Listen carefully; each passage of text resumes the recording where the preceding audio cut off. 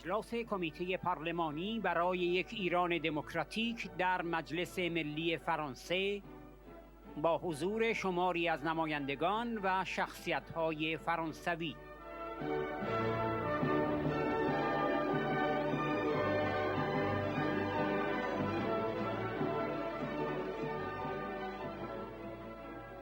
خانم مریم رجوی: امروز قیام پرتوان مردم ایران به 40مین روز خود قدم گذاشته و از خودگذشتگی جوانان و نوجوانان ایران جهان را مبهوت کرده است.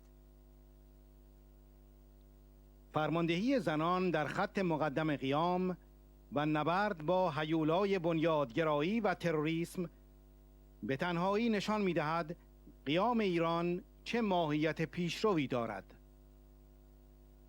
هدف ما یک جمهوری دموکراتیک، انتخابات آزاد، جدایی دین و دولت، برابری زن و مرد، آزادی انتخاب پوشش، مشارکت برابری زنان در رهبری سیاسی و لغو حکم اعدام است.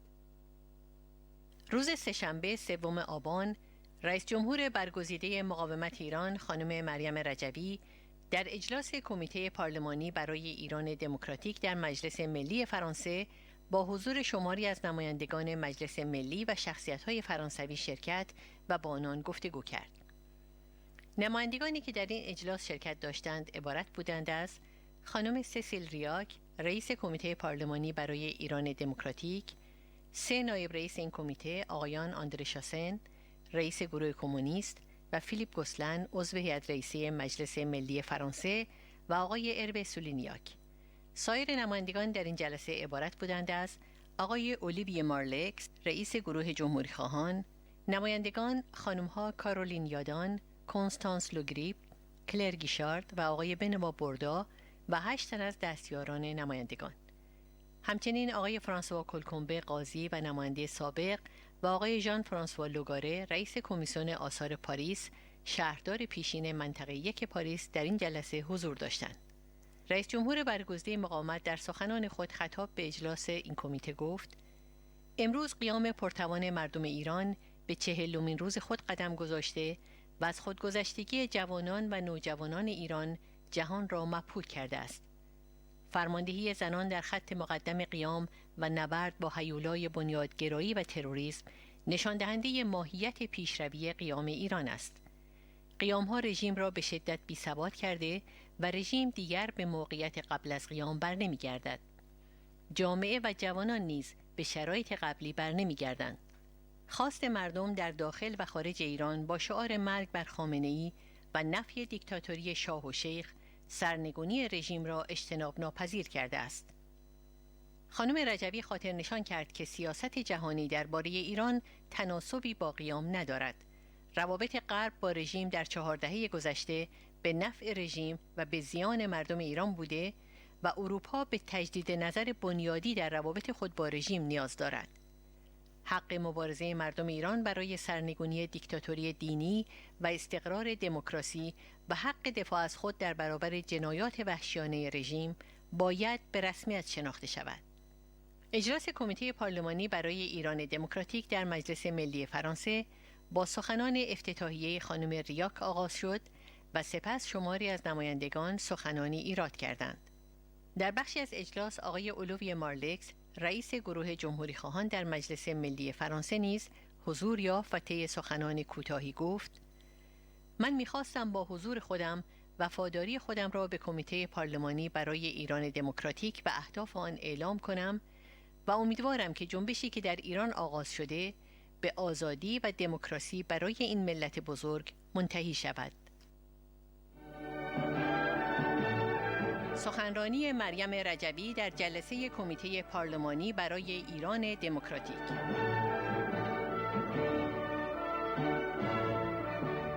Chers amis, bonjour à tous et à tous.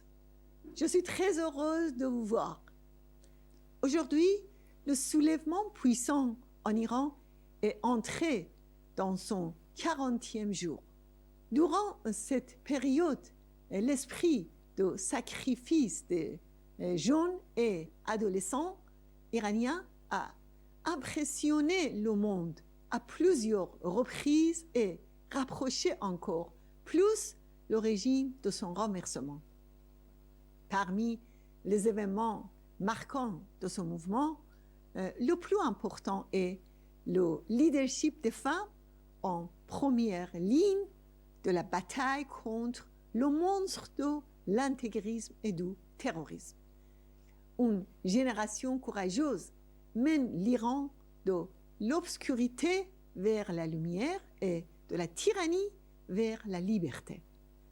En face, Khomeini se livre à des crimes odieux les uns après les autres, tuer des enfants, tirer sur des lycéens, brûler des prisonniers dans leurs cellules, massacrer des Baloutches et tuer des Kurdes. Mais le soulèvement du peuple continue. Ce qui s'est passé jusqu'à présent a donné plusieurs résultats importants. Tout d'abord, Khomeini, qui était préoccupé par les soulèvements précédents, a choisi Raisi, un des principaux responsables du massacre des prisonniers politiques, comme président afin d'éviter les soulèvements. C'était la dernière carte de Khomeini et il a échoué. Deuxièmement, la seule réponse du régime face au soulèvement, c'est la répression. Il n'a pas d'autre solution, mais la répression de ces 48 jours a échoué. Troisièmement, les manifestations ont fortement fragilisé le régime et il ne peut plus revenir à la situation d'avant le soulèvement. De même, la société et surtout la jeunesse ne peuvent pas revenir en arrière. Et quatrièmement, même avec la répression, l'OMPI a pu organiser les unités de résistance et les réseaux de résistance. Ces unités jouent un rôle important dans l'organisation et la poursuite du soulèvement. Le mois dernier, les responsables du régime ont exprimé plusieurs fois leur inquiétude sur le rôle des Moudjahidines du peuple dans l'organisation du soulèvement. Chers amis, ce régime va partir. La demande du peuple courageux à l'intérieur et à l'extérieur de l'Iran se trouve dans le slogan « Abba Khomeini » et il rejette toutes sortes de dictatures, celle du Shah comme celle des Mollahs. Cela démontre que le renversement est devenu inévitable. Un nouvel Iran se lève, mais les changements dans la politique des gouvernements occidentaux vis-à-vis de l'Iran ne sont absolument pas à la hauteur des grands changements dans ce pays. Dans une estimation réaliste, les relations des gouvernements occidentaux avec le régime iranien pendant les 4 dernières décennies étaient en faveur de la dictature religieuse et contre le peuple iranien et l'Europe. Les Mollahs ont imposé à l'Europe des relations basées sur le chantage en raison du terrorisme et des arrestations d'Occidentaux en Iran. L'Europe a besoin d'une révision fondamentale de ses relations avec le régime. J'espère que la France va être à l'avant-garde de ce changement. Au centre de cette nouvelle politique se trouvent les droits de l'homme, la résistance et la liberté, c'est-à-dire l'avenir de l'Iran. Nous voulons que la France reconnaisse le droit le plus élémentaire d'un peuple, c'est-à-dire le droit de lutter pour renverser la tyrannie religieuse et instaurer la démocratie et le droit de se défendre face aux crimes sauvages des pastoraux. Quand chaque jour les pastoraux remettent à leur famille les corps mutilés ou brûlés de prisonniers, les pays européens doivent couper leurs relations avec le régime des Mollahs. La première étape est de fermer les ambassades du régime et d'expulser tous leurs agents de France. La France et tous les pays européens doivent agir avec rapidité et faire pression pour obtenir la libération des prisonniers politiques. Les manifestations ont montré la perspective de l'Iran libre de demain. C'est un objectif pour lequel la résistance du peuple iranien a payé un prix très lourd, notamment avec 120 000 martyrs de la liberté. Voici le livre avec le nom de 20 000 de ces martyrs. Notre objectif est une république démocratique avec ses valeurs comme des élections libres, la séparation de la religion et de l'État, l'égalité entre les femmes et les hommes, la liberté pour les femmes de choisir leurs vêtements et leur participation égale à la direction politique et l'abolition de la peine de mort.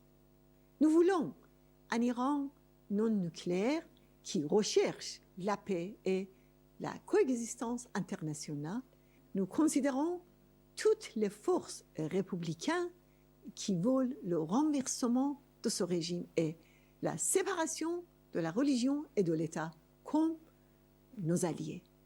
Nous nous sommes battus pour la cause de la liberté et de la démocratie et nous voyons aujourd'hui le résultat de ce combat dans les soulèvements.